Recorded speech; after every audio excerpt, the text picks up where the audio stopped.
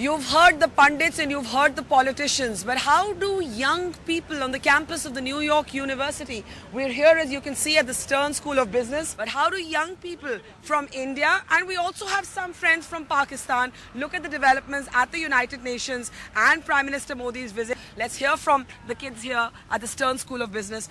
Where are you from? Gujarat. Though. So have you been following all the reservations issue back home then? Yeah, but my parents stay back in Ahmedabad. Yeah. So they constantly update me about the whole Hardik Patel situation. So what do you guys think about this whole reservation debate? What strikes you about the Prime Minister's visit, Prime Minister Modi's visit that leaps out at you? He has great PR, great personality when interacting with other delegations and diplomats. So it's definitely, the image has improved a lot. But you know, last year, like he was coming for the first time and there was a lot of novelty. This time people are like expecting, you know, especially investors, they're looking for, and we were sitting opposite the Stern School of Business, so they're looking for like specific economic reforms, specific signs of change. Well, definitely after his visit, his last visit, he has made several visits around the world, game-changing visits in Australia, all around Central Asia, and he has attracted great investment from Germany, from all over Europe. I'm sure it might not be a Madison Square Garden event, but it's still a huge support that's going on for him. And yeah, we still hope that he continues to portray India's image like he has for the last year. From last time when Modi came, he made certain promises, most of which he was able to fulfill. And now coming about the UN General Assembly, everybody's speculating what would happen. Although I am a bit disappointed that Sharif and Modi, they are both staying at the same hotel, and there are no speculations of them engaging in a conversation. So you're disappointed that they're staying at the same hotel, or you're disappointed that they're staying at the same hotel and not meeting? Not having a conversation. So do we have friends from Pakistan here? Like raise your hands, those of you from Pakistan. So quite a few hands. Where are you from? I'm from Islamabad. From Islamabad. So we've got this funny situation happening where we've got Prime Minister Modi, Prime Minister Sharif, Putin, Xi Jinping, everybody in the same hotel except Obama, of course. And now we don't even know if our prime ministers are going to shake hands. So how do you guys see this? It's very depressing because nations that have so much in common and they're located so close by, they have issues that they need to talk about. And unless they talk about all the issues that they're facing, they're never going to be able to get closer to resolving them. And they need to resolve them because the amount of effort, money and time that we're investing in these issues, we need to invest elsewhere. Both nations really need to understand what the other nation's concerns are and try to go about it in a wholesome and compromising manner rather than saying that this is what we need to focus on. So do you guys argue, Indians and Pakistanis, amongst yourselves here? Do you argue? Who wants to come in on that? Yeah?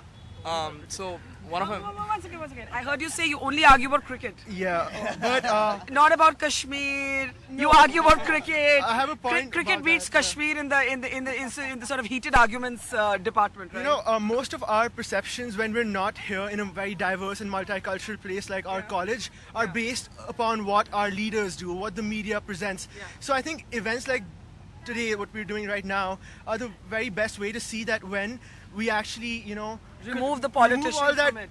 The television facade, remove the politician and, the fake smiles and handshakes, and we're here. It's like we're all people at the end of the day. I know there's similarity, but then people say that, look, people, of course, there's friendship, there's dosti, there's a lot of similarity, but state to state there isn't. So how have you been following it? And, you must be hearing this debate about how in Pakistan it's the army that has the last word on everything. A lot of Indians feel, what's the point of Modi meeting Sharif? Because he's not really talking to the guy with the powers. So, like, as Pakistanis, do you share that perception? I think Modi and Sharif not meeting is a good thing. Oh, really? It's a good thing. Okay. I'll tell you why. Yeah. The thing is that fake handshakes, right, as he said, or like talking in front of the media does not do anything. What's more important is back channel talks. We actually discuss issues, right? We actually move forward on something. Yeah. For example, back in Musharraf's time, we had Khurshid Kasuri actually talking to his Indian counterpart. And almost reaching a settlement on Kashmir. Yeah. He said it was only a difference of a semicolon, which could have resulted in an agreement being signed. So you're actually saying that it's okay if they're not doing this tamasha for the media. We don't care, let them just keep talking behind the scene. I think that is right. You know what, Indian and Pakistani, there are two types of talks or two types of engagement, right? One happens at the politicians level, whereas the politicians of India and Pakistan interact with each other, and one happens at the level of people-to-people contact. And so tell me, what are your debates? Tell me. Are you all friends? Are you friends? Yeah. Oh yeah, definitely. So you two know each other? Yeah. And you're from India? Yeah, Delhi. And you're from where? I'm from Islamabad. Okay, so now I want to understand. Do you guys ever disagree, like really seriously about something? If we Once again, who said all the time? What do you disagree about? general other stuff, not this. Come down here. Now, I have no idea, and that just goes to prove the point about how fuzzy it all is. Are you from India or from Pakistan? I'm from India, Delhi. You said you argue all the time. What do you argue about? About other issues, other Like? friendly issues. Like Like girls?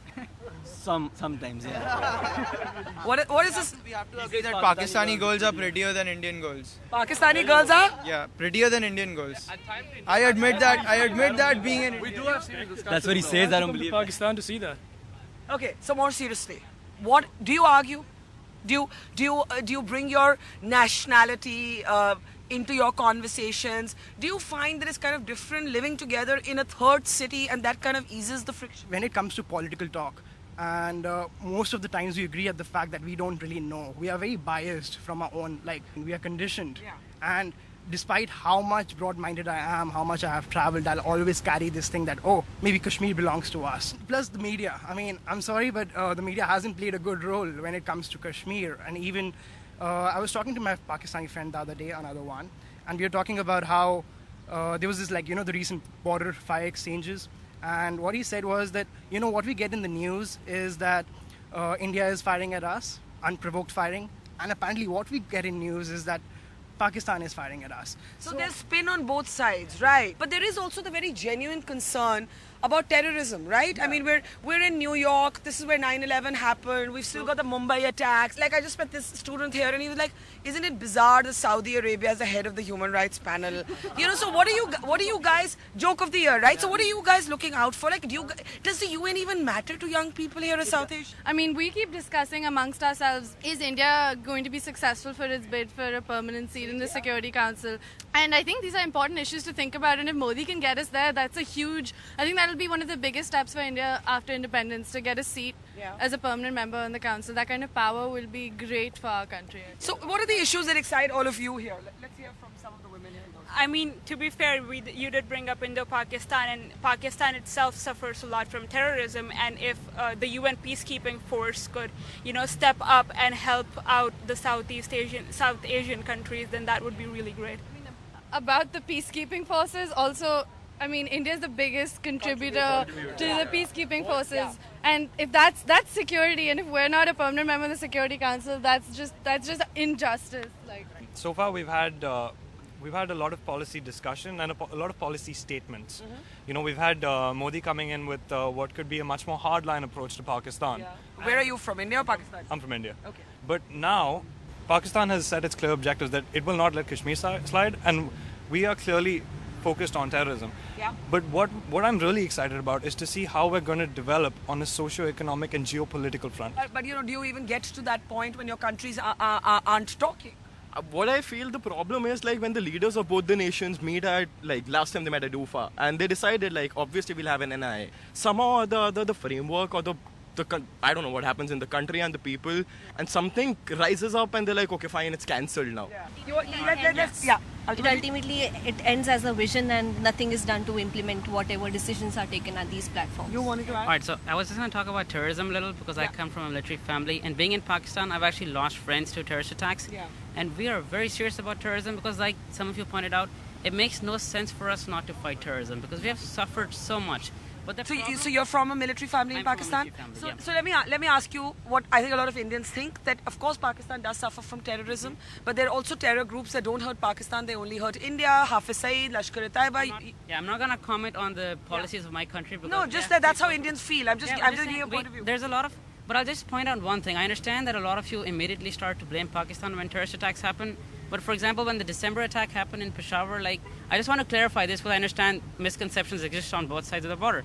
None of us blamed India. India was the furthest thing from our mind. But that's also because Taliban sort of claimed responsibility. No, that's not it. There's a lot of material that, like somebody said, there's a lot of things that rise up, and a lot of people profit on the chaos. I think our leaders need to sit together with an open mind and discuss all these things because we need proper confidence building measures before we can start, cooperating in other sectors. Yeah, one of the main reasons that Pakistan cited for the NSA to be called off was that India apparently said that, we want to talk about terrorism, and that's it. at the NSA talks. It was Sushma Swaraj said we can talk about Kashmir later. But let me just go down and get final comments from anyone who hasn't spoken yet. What do you think? I mean, do you agree with him that it's a good thing, that it's actually okay to keep India-Pakistan away from journalists and the media gaze? Like maybe more stuff gets done that way? I mean, it certainly isn't. Back in 2013 when Nawaz Sharif first came to power and you being the first one who interviewed him, you can see he's very vociferous about making peace with India. Yes, he was. But apparently that does not go down well with many other entities on the far right, perhaps. Yes. And this is a problem which I think is endemic. So there's domestic pressure. There's domestic pressure There on Mr. definitely is Sharif? domestic pressure, but I think the far right on both sides, it is very essential to their sort of existence Yeah. for there not to be peace between India and Pakistan unless the far right on both sides can move on from this sort of neoconservative worldview where they feel that both countries can't get along. I don't think much can be done. So let me end by asking for a show of hands. Like, how many of you do think that Prime Minister Modi and Prime Minister Sharif should meet in New York? Raise your hands. And I heard you say for sure. Yeah. Why? Because we all are like, it's a very close. For that. I mean, I personally feel that a lot of the youth in both the countries are really inspired by what goes on in the media. For example, if you get an NDTV app notification saying Prime Minister Modi and Prime Minister Nawaz Sharif just met, it is inspiring to us as well, because he's one of my closest friends and he's from Pakistan. He is? Exactly. So it is good for us when we see such things. So if they want to inspire the youth, they really need to shell out the positive, even though it may not be real, as Shajil just pointed out. Okay, quickly, who thinks they should not meet? Who thinks they should? Oh, just one second. Who thinks they should not meet? Who's raising their hands there? Not meet? Why? I honestly think it's more about the armies who need to like focus on and solve issues, because I honestly believe Pakistan's controlled by their army chiefs. But India's not. India is not. So Modi means nothing happens, because remember Dolfa Meet. India is a response. I mean, you know that well. We are a responsible democratic country. I don't think our army needs to step in. Okay, last one here. I got to wrap. It's more about being superficial. Like, yes, they can meet, but unless something actually happens, unless they actually amend their foreign policy, that's what it comes down to. But I think that in diplomacy, it's a really big, I mean, symbolism plays a really big, it's a really big element of. Just stand up and make your point. Yeah. I think in the end, all that matters is trade. Say if you have a couple of $1 billion in trade, then anything that happens, the Mumbai attack happens, the Parliament attack happens, there's an insurgency in Balochistan, none of that's going to matter, insurgency in Kashmir. It's all about the money, honey. Yeah? I'd like to say something, right? There's a perception in India that there's Pakistani-sponsored terrorism in India and from Pakistan. That's clearly untrue, because after 2001, right? What about Mumbai attack? No. Let's not go there. At the end, let's not go there. At the end, let's not go there. Listen. That's like the headlines for GeoTV. Listen to me. Hey, we got to close on a friendly note. Yeah? That's my opinion, and I could explain it, but you don't have enough time. We don't have enough time.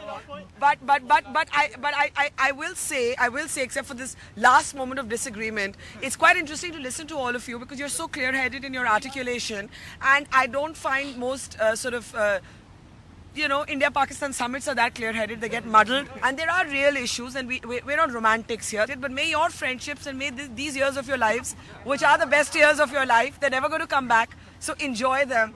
And that is it. These are the voices of the young generation that actually politicians forget to engage with. These are the voters. These are the voters of tomorrow. These are the people of tomorrow that leaderships in both countries need to engage with. That's it from the Stern School at the New York University as we continue our special coverage of Prime Minister Modi's visit to the United Nations and America.